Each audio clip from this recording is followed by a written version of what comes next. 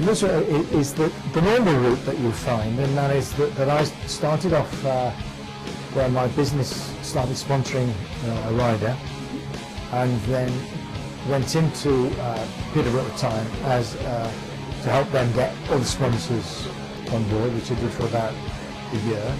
I noticed on the web that Reading didn't have a website, so I thought, oh, I'll do one. So it started off in its infancy, very small. It gradually built up over the 1999 season, and by the end of the 99 season it was really getting quite big, and it's attracting a lot of interest from a lot of people. So for the next couple of years it remained as the unofficial website, and it was becoming regarded as one of the best websites in British Speedway. And then I was really keen to get involved with the club. I thought I had something to offer the club. I spoke to the management down here, and in time they, at the start of the 2003 season, they adopted the site as the official website for Reading Speedway and appointed me as press officer. In the world of Speedway, special events are held like any other. Huge number of fans turn out to see the Grand Prix, which are held over 11 different countries. Last year alone, 40,000 people crammed to the Millennium Stadium in Cardiff. Also, there is the Speedway World Cup. The race-off and final were both held in Reading Stadium last year, due to the help from BSI, who now own the team. There are also a number of pre- and post-season events, like the Newport Classic, which is like a mini Grand Prix, and the Brighton Bonanza, which is an inside event. In this next clip, you'll see footage from the Grand Prix last year. Also, the Speedway World Cup, which was held in Reading. So then, Heat 10 about to go. The championship leader. Oh, a bit of movement there at the start. Away goes Cross. Now, interesting to see whether the referee calls it back. Either way, Cross got away well. He didn't jump the start, but now he's got a flyer. Second place in blue is Lee Adams. Yeah, unfortunately there's a little bit of mischief going on at the gate, but it's Crumpy right out front, and Lee Adams is chasing him down. And Zagar's putting the pressure on Lee. He better not give too much room. Zagar getting some grip and definitely in third place, starting to make a move now on Lee Adams. But Lee Adams has recovered nicely and now goes in pursuit of Jason Crump. Another look over the shoulder. He doesn't need to look. He's got fellow Aussie Lee Adams all over it. Zagar's made a little bit of a mistake. Instead making a bit of ground. Instead now looking as though he's going to settle for fourth place. And meanwhile, Jason Crump and Lee Adams continue at the front. Zagar's going to get that 1 point. Yeah, they're going across for the last lap, and it's unfortunate the start was a little bit messy, but sometimes that's the way it goes. Jason looks over his shoulder, sees he's got this one comfortably.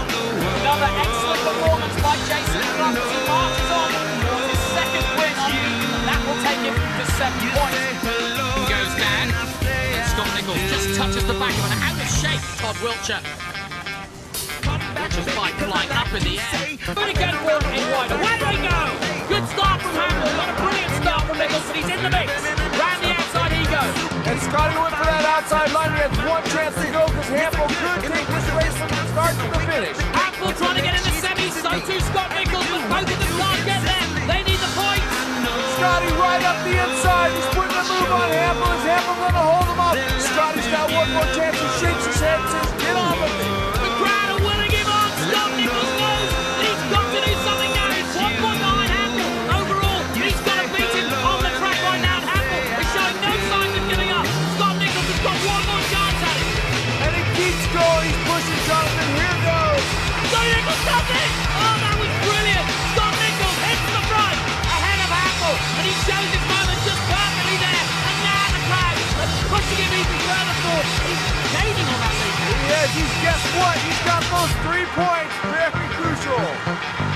Well, the crowd go absolutely nuts. The Millennium Roof is coming off because their favourite son looks as though he may make it to the semi-finals. In the yellow helmet. On the outside, Jason Crump not getting a good start, but he cuts back now. And here comes Jason Crump through the middle of them all. A little bit of a moment from Andreas Lawson as he goes from the first to the back. And out front now, surely playing the Joker Australia on fine form. From the outside, brilliant start from Jason Crump. But now out front, Hans Anderson. Not over yet. Scott Nichols is there too, but here comes Crump again. Hans Anderson, the man of the moment. He leads the way, but here comes Jason Crump in second place.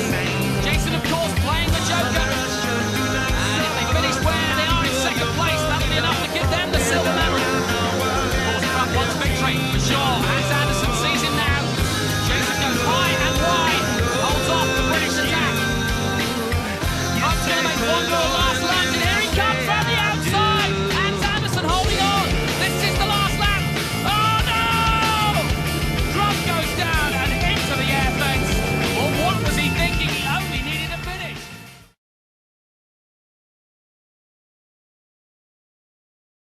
I mean, when I first used to watch Speedway here at Smallweed, the crowds were tremendous. Used to be sort of 4,000 or 5,000 people every week, and then it went through a real low, particularly in the mid to late 90s, where the crowds really dwindled off. But since I've been involved in 2003, we've worked really hard to try and get the crowds back in, and certainly now under the new Reading Bulldogs promotion, the crowd certainly started to come back last year, and hoping that they'll really come back in force during 2007.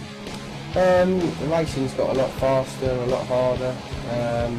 There's a lot more money being spent on the equipment, a lot more time being spent in the sport.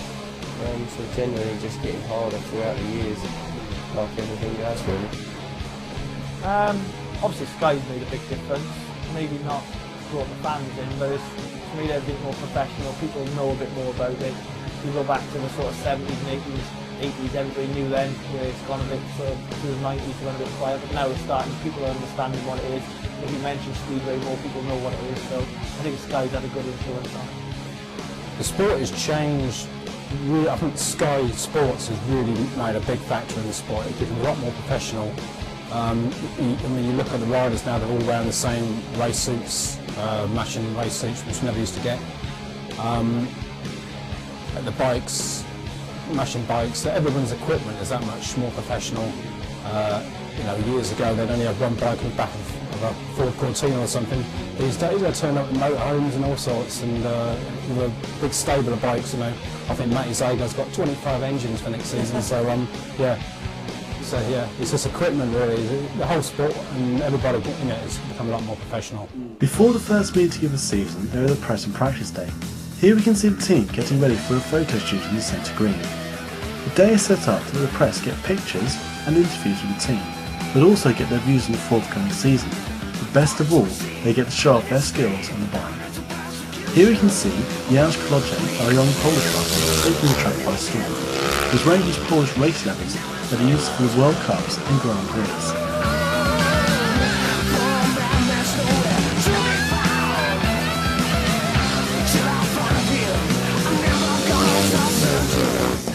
On the track now, we have a select view of our team, testing out the back straight and trying out the bends. What you can see here is what they do when they start a race.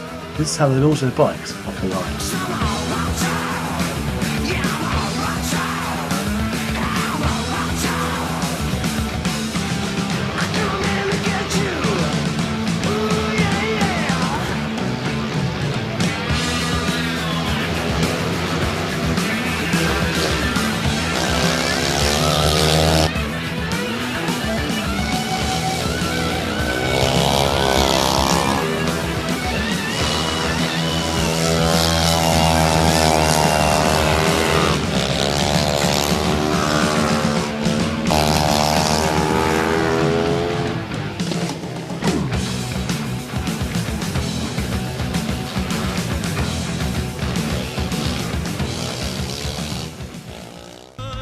Now you've seen sport in action, heard a bit about it from the riders and management, you know the rules, you know how fun it is, so all else to do now is get down to your local team and support them and see it in the flesh.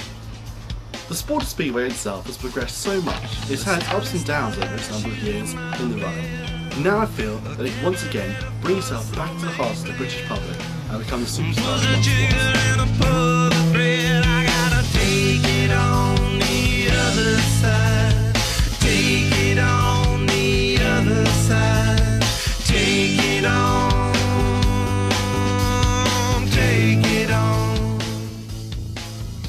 I think that Speedway racing is a great night out. It is fast, it's furious, it's fun. Speedway, although it's more professional now, it's still grassroots. It's there in your face, it's raw, it's exciting, and it's a great family night out. Sport that anyone could potentially get into if they really wanted to. Very much a family sport, and where there's no trouble, we don't have any incidences at all of any kind of car trouble. It's a good night out, it's a family night out, which is good, you know, you don't get no, well, you know, I haven't seen many weekends where you don't get too much of that. Turn me on, take the